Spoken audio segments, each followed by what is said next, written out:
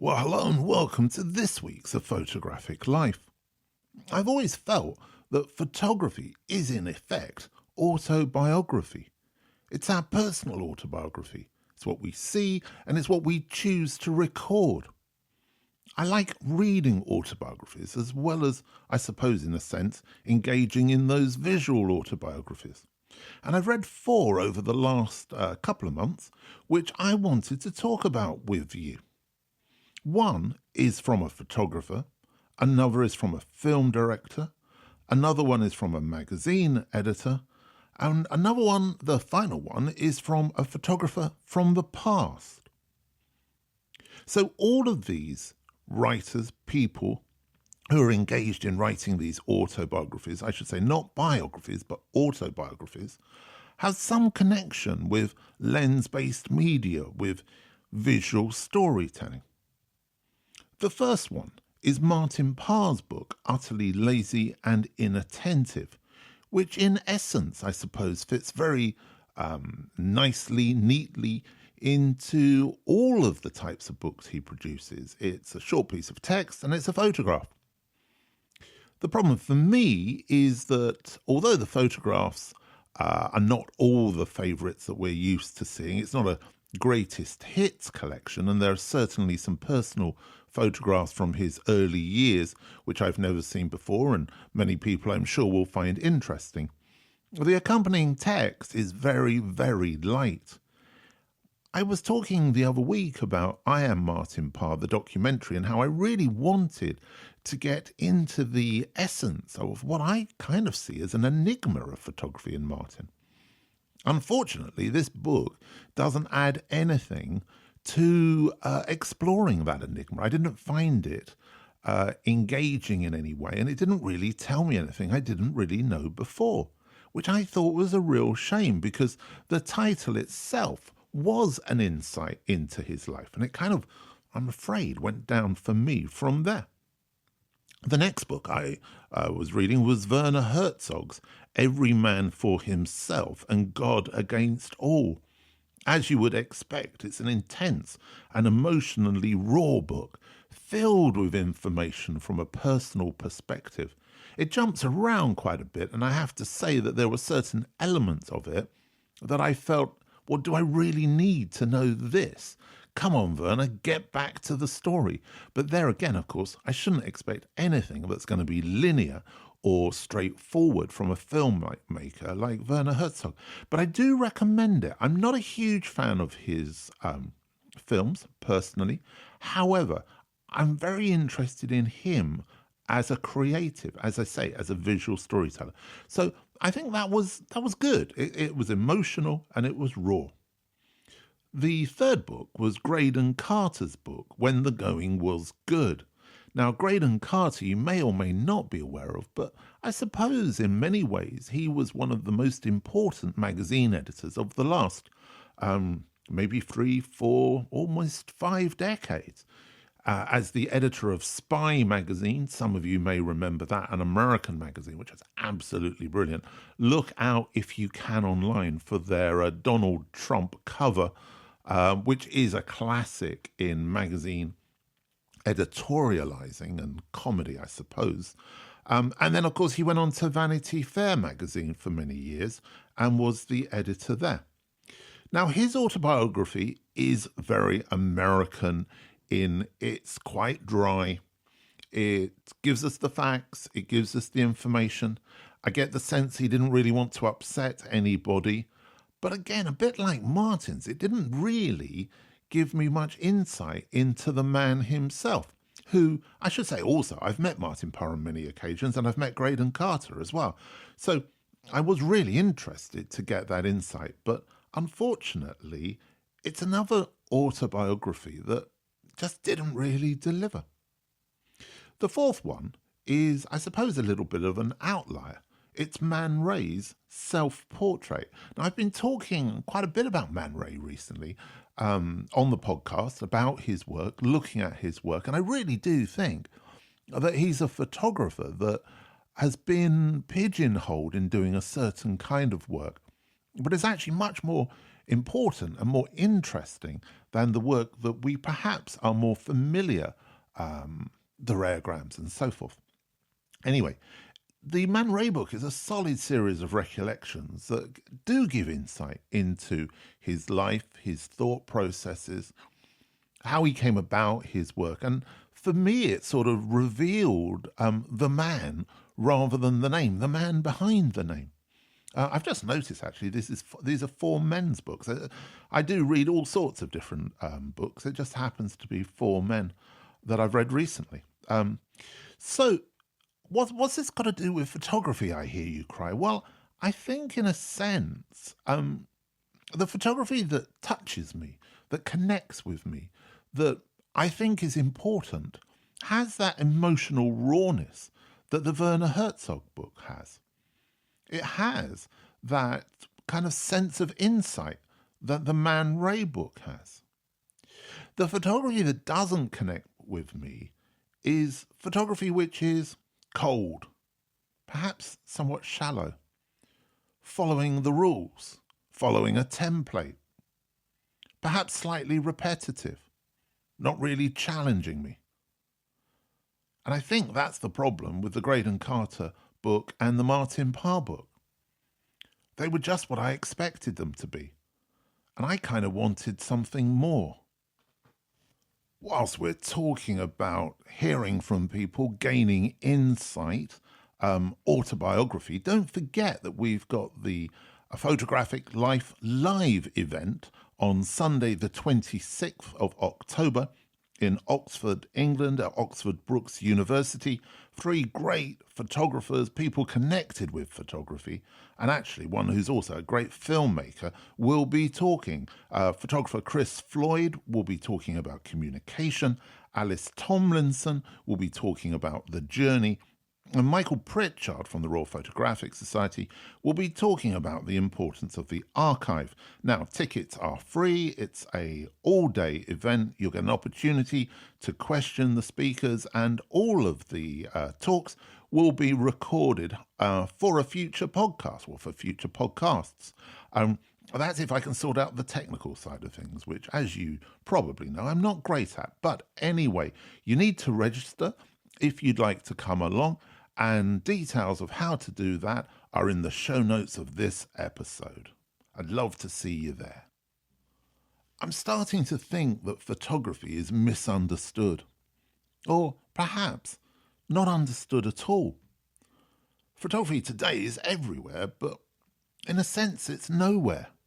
Well, what do I mean by that? Well, of course it's everywhere. It's being created all of the time for social media through our smartphones, and every decision we make online is based on a photograph. Buying a house, buying a car, buying food, buying anything off of the dreaded Amazon or off of eBay. We're making our decisions through a photograph, and that requires a certain amount of visual communication skills and visual language skills to actually understand that photograph. Is it AI? Is it real? And all of that kind of stuff. But where I feel that photography is very misunderstood is that many of the conversations I have with people seem to be around the idea that photography only really exists to photograph a wedding, perhaps some school photographs, or on a wall in a gallery. So the idea of the photographer is to fulfill a requirement which the average person, the normal person who isn't engaged with photography all of the time, will bump into that idea of being charged, I have to say, extortionate amounts for very poor quality school photographs. Don't drag me into that, because I get them coming to our house regularly as to how much it's going to cost, and that I can have a JPEG or a poor print. Just terrible. So very rarely do I ever purchase a school photograph of my daughter, which is a shame, really, because I'm sure all of us have school portraits somewhere in our family archives. But anyway, I want to move on a little bit from that. So the idea of the photographer, I think, is becoming increasingly redundant to many people. They don't understand why we need photographers. So really, that's down to the photographer, isn't it? To explain that. I saw recently a photographer on YouTube talking about content providers with smartphones and the idea that clients and brands now want content providers who use their smartphones and don't have camera setups and don't really understand a lot of the technical details around photography. And that these brands are quite happy with these content providers because the images are just going to appear on social media. Therefore, what does it matter what quality the image has? It's going to be small, it's going to be backlit, and it's going to be flicked from left to right or looked at on a very small screen. And in a way, I think that's probably right. However, the photographer that was making this YouTube video was putting forward the proposal that it's down to photographers to explain themselves. And I have to say, I do agree with that. I think that we have to see photography today differently than we have done previously. There is more emphasis on us now to explain ourselves as to what we do and how we can do it. And for that to become relevant, it's really important for us to be relevant and not to keep trying to hark back or take people back to how it used to be. So if photography is misunderstood, then maybe it's the photographer's fault. I'm sure you'll let me know as to whether or not you agree with me on that. As many of you know, as well as recording this podcast, running the United Nations of Photography, working as a commissioned photographer and a writer, alongside those things, I am also a lecturer at Oxford Brookes University in photography. I lead the undergraduate course, and I also lead the postgraduate course, which is an online MA, which I wrote and launched just about a year ago now. I have to say it's going really well, and the level of conversation that we have with the students is incredibly rewarding. I really love those conversations in an online environment, very different from the conversations we have on our face-to-face courses with our undergraduates. Anyway, I've got a student joining us who's a really interesting student, and she needed some advice about getting a little compact camera, or a digital camera, that would work for her. She said that she had difficulty finding a camera that, in a sense, I suppose, took her from her analog days into digital. I know there are still people out there who are struggling with that. Despite the fact, I moved on to digital photography back in 2006 from analog. Anyway, so I suggested to her that we go on eBay and see how cheaply I can get a camera for her that would kind of bridge that journey for her, that she could keep in her pocket and keep with her all the time. Anyway, it's very interesting. A short search putting in the term mirrorless camera, because I thought that was probably the best way to go, came up with a whole range of different cameras from, believe it or not, £30, so at roughly about $40, up to around £120, £130. So roughly $150, $160. By various makes, from Nikons to Fujis to Olympus and Sony.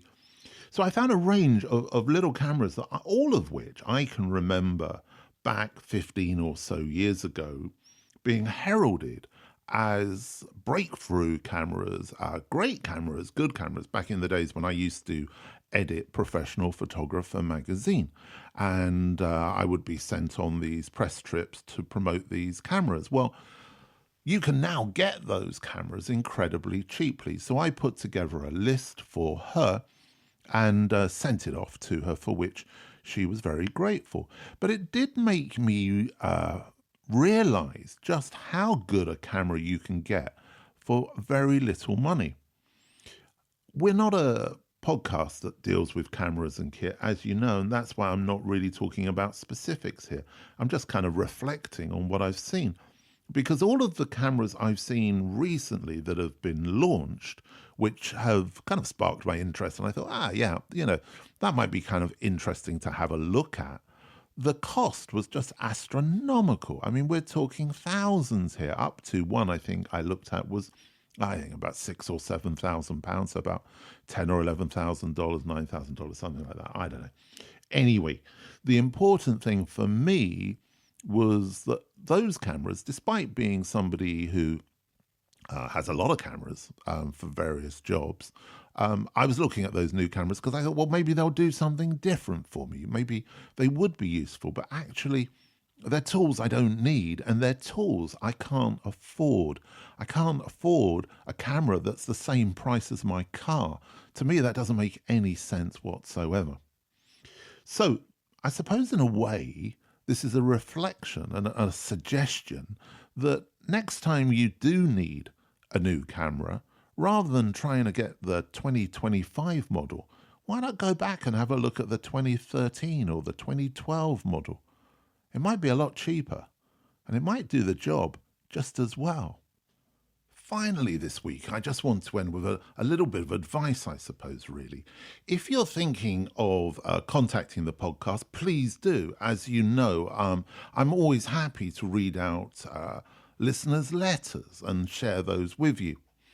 However, if you're going to get in contact with me because you want to appear on the podcast, then we don't really do that.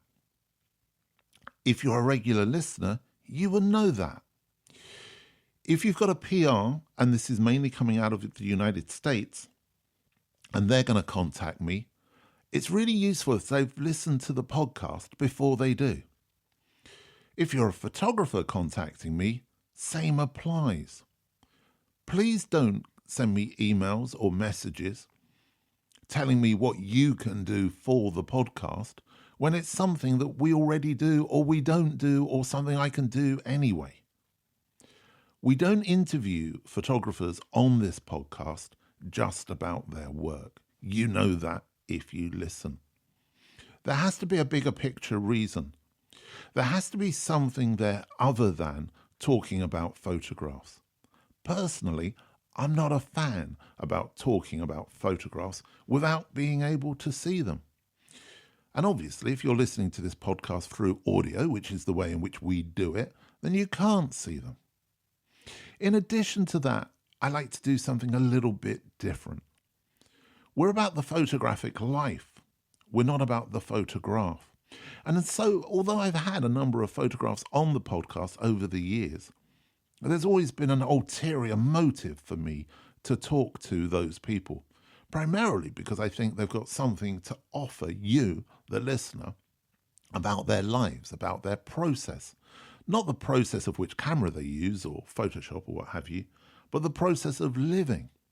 So I'm just saying that now because coming up to the autumn, I seem to have been bombarded with people telling me how they've just come across the podcast and they'd love to be on it.